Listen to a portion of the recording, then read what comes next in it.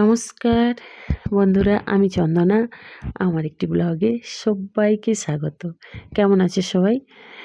তো নিশ্চয়ই ভালো আছে। দেখো, অনেক দিন পর একটা ব্লগ শেয়ার করছি। আমরা অনেক দিন পর একটু দেখো বেরিয়ে পড়লাম। লাগেজ গোছানো হয়ে গেছে। আমরা পঞ্চমীর দিন সন্ধেবেলা বেরিয়েছি। তো আমাদের সন্ধে না, সরি, 8টা সাড়ে 8টার দিকে বেরিয়েছিলাম। হাওড়ায় এসেছি, তারপরে 11:55 গাড়ি ছিল। হিমগিরি এক্সপ্রেস ধরে আমরা তারপরে পাঠানকোটে এসেছি। তো ওখান থেকে আমাদের ভিডিও করা হয়নি ট্রেনের মধ্যে। মানে এতটা এনজয় করছি, ভিডিও করতে আর মনে থাকে না। তো যাই হোক, দেখো পাঠানকোটে নেমেছি। আমরা 6টা ফ্যামিলি এসেছি, ছোটো বড়ো মিলিয়ে। মানে বাচ্চারা আর বড়রা মিলে মোট 19 জন হয়েছি। একটা বাস বুক করা হয়েছিল আমাদের। এই যে বসে আছি দেখো সবাই। এটা পাঠানকোট স্টেশন। তারপরে এই বাসে উঠলাম। তো বাসে উঠে আমরা যাব ডালহৌসির দিকে, মানে ডালহৌসিতে যাব। তো এখান থেকে 2.5 ঘন্টা 3 ঘন্টা লাগে পাঠানকোট থেকে। তো ওই যে তারপরে মাঝখানে রাস্তায় আমরা এখানে একটা ধাবা পেয়েছিলাম। ওই ধাবাতে একটু খাওয়া দাওয়া করলাম।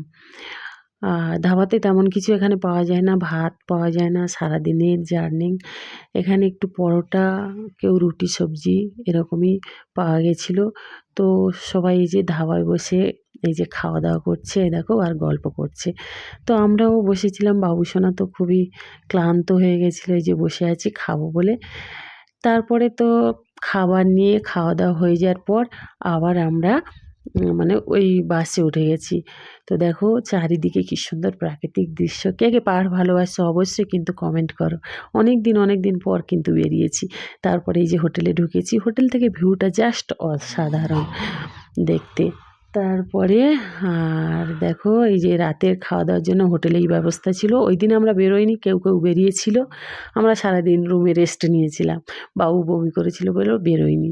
তো যাই হোক, রাত্রেবেলা হোটেলে ব্যবস্থা হয়েছিল।